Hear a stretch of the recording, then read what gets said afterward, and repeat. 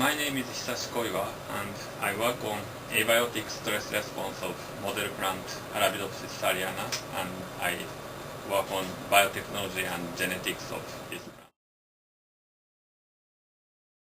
plant.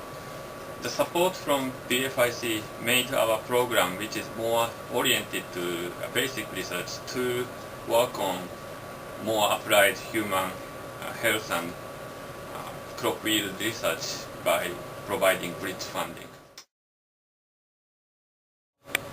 BFIC has been very helpful for our basic research group to interact with many different disciplines in their center, and that's really helped us. Very good infrastructure for our basic scientists to interact with many other research groups in different disciplines, and that has been very helpful for us. Since we have been successful with model plant system, we want to move our system to real crop plants to improve their nutritional qualities.